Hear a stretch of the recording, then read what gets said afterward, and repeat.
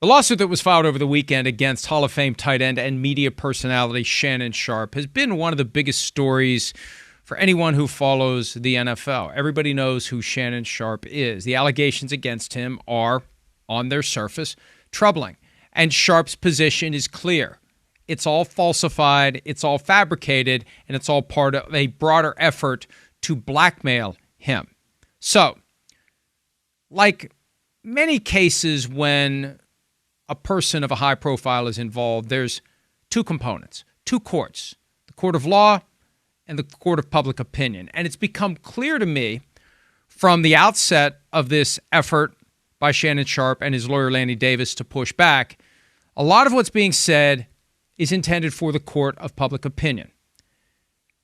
And sometimes the strategies are going to be very different in the court of public opinion than they are in a court of law. All that matters in the court of law is the final verdict. In the court of public opinion, it's what people think, and they're going to make their decisions, they're going to come to their conclusions, they're going to have their impressions early on. So it's critical to move quickly to get people to accept your version of reality and to see it your way and to support you and your position right out of the gates. And that's a big part of what's happened this week. And that's important to this update in the Shannon Sharpe case. Lanny Davis, and you may know the name, he represented President Clinton back in the 90s when Clinton had some things going on. He represented Michael Cohen, the former lawyer for Donald Trump, several years ago when Cohen had some things going on. And now Lanny Davis is primarily responsible for this lawsuit against Shannon Sharpe. Davis had a press conference yesterday regarding the situation, and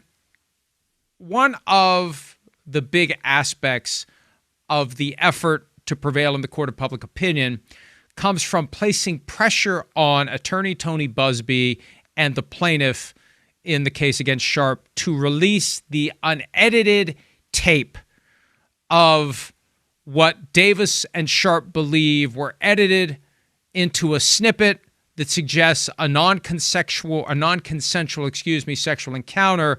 They believe that the full tape, the full video, will show the proper context and that it was consensual. And there's a lot of pressure being placed on Buzbee and the plaintiff to produce, not just produce it, but to surrender it to an expert who can determine whether the edited version is real and whether the unedited version is authentic as well. Now, to me, that's always been part of the PR play because, and I posed this question yesterday and Davis accurately answered it, he's automatically and absolutely entitled to get the unedited tape as part of the discovery process in the lawsuit. You submit a Rule 34 request for production and you get it. You get it. They can't not give it to you. And if they've messed with it, that's another can of worms they're going to have to deal with. So putting the pressure on Tony Buzbee publicly now really does feel like part of this PR play. Why won't you release it now? Release it now. Show everyone. That's the problem, because they want people to think that there's some fundamental problem with the edited version, supposedly the one that differs dramatically from the unedited version. So that was a big part of the press conference yesterday.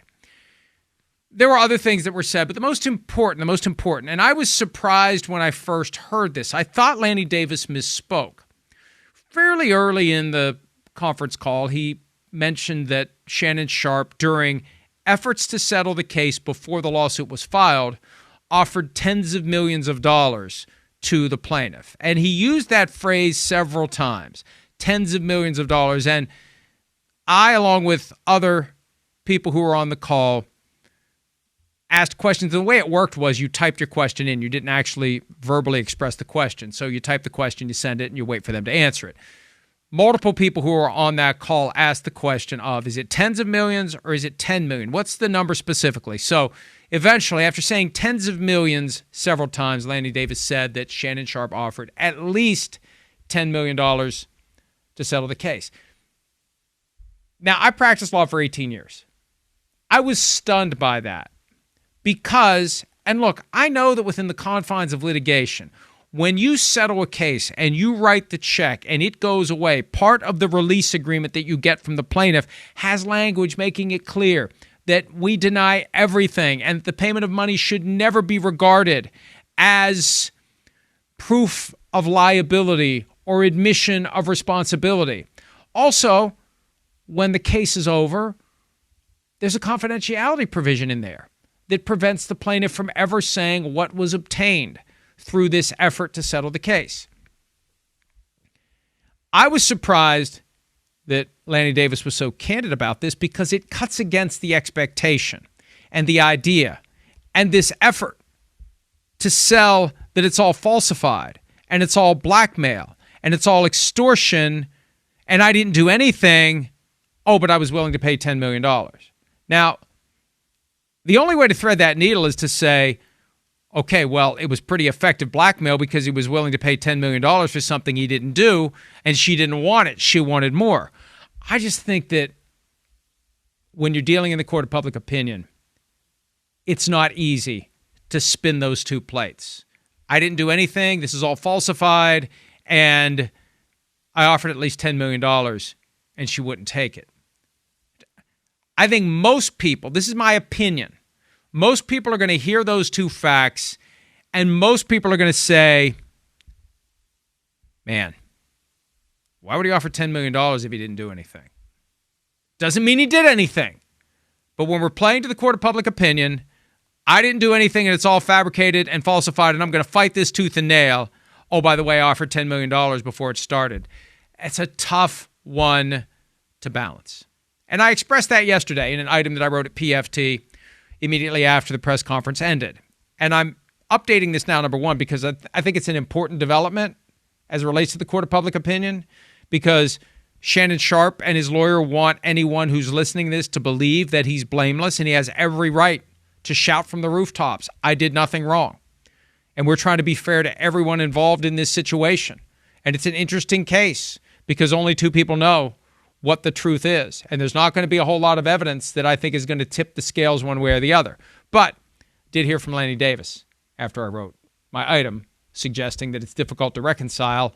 I didn't do anything with, I offered her $10 million, at least $10 million, as Lanny Davis said. So what I'm going to do, and I'm going to write this at PFT, and he wanted to post his own op-ed at PFT, and that's just not the way we do things. But I said, you send me a statement, and I'll look at it, I'll consider it, I might use some of it, I might use all of it, and in fairness to Shannon Sharpe and to Lanny Davis, I'm going to read the whole thing right now. I'm going to copy, paste, no snarky comment, the whole thing at PFT later. But here's what Lanny Davis had to say in response to my opinion that it's difficult to reconcile Sharpe saying on one hand, I didn't do anything, and Davis admitting on the other hand that Sharpe offered at least $10 million to the plaintiff to settle the case before she filed suit. And this is all, until I say it's over, this is all from Lanny Davis, counsel to Shannon Sharpe.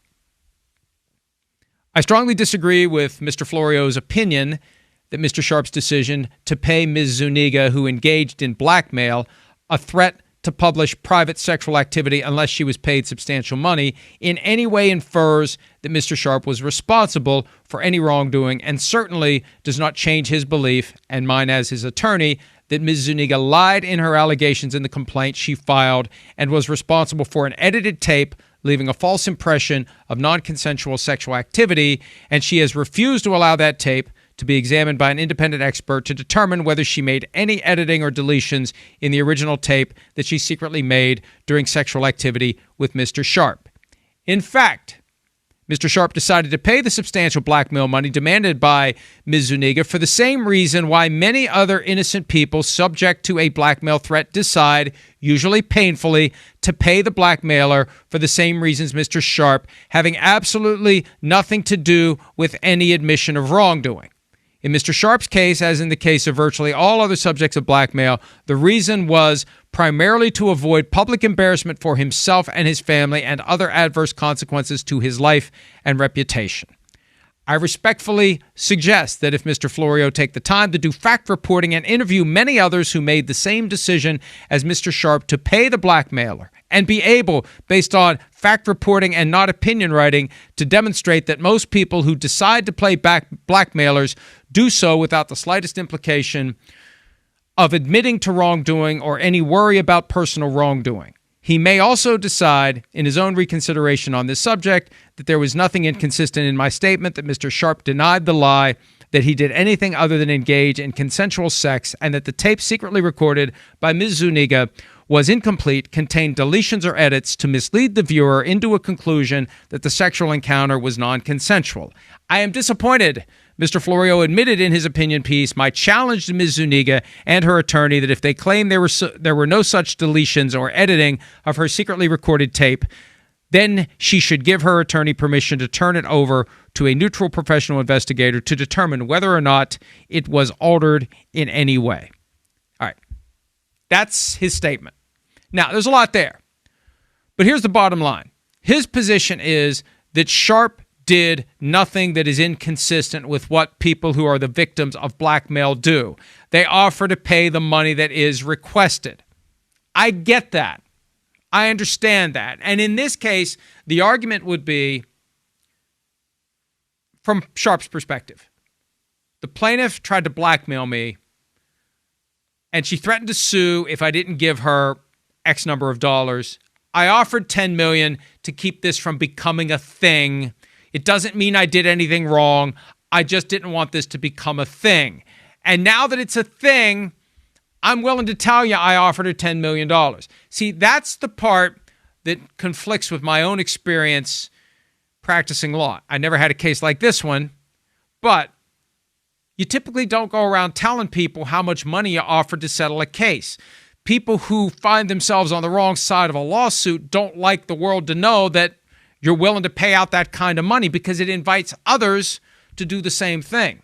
It's all usually very discreet and it's all very confidential. And usually what happens is any numbers that are exchanged in settlement talks, those are treated as secret and private, and they don't get used. They're never admissible in court. You can't go to court and say, well, he offered me $10 million. He must be guilty of something. None of that is getting into the trial of the case. This is all for the benefit of the court of public opinion. So my point is, my opinion, my experience, my expectation would be you don't tell the world that you offered this person who you claim is blackmailing you and has made up everything and who you plan to sue for defamation and any other claim that you can legitimately identify and pursue. You don't offer that person $10 million. You're pissed off. That's my assessment. And I'm surprised, frankly, that it's out there, that it's been so willingly shared with the world, because I don't think it would have been proper for Busby to say, hey, they offered us $10 million and we walked away from it. I don't think that would have been appropriate. Now, it's Sharpe's prerogative to put it out there. They strategically decided to put out there that he offered $10 million. And now the court of public opinion is going to make its decision and make its assessment whether this is the normal and natural behavior of somebody who was blackmailed to offer the money and then to talk about it later, that the money was offered in a failed attempt to avoid the thing that the blackmailer said the blackmailer was going to do, or whether an offer of $10 million at some level suggests that maybe he had a reason unrelated to not being blackmailed to offer the $10 million. Either way, I think that having that number out there raises the stakes. It makes it a bigger deal. And I think it fairly requires ESPN to take a closer look at this, since they put him on their air. And there's surely a clause, I would assume, I don't know, haven't seen his contract. There's got to be language in there, though, if it's anything like my contract, that there are certain lines you cross in your private life, and you got a problem with your contract with ESPN.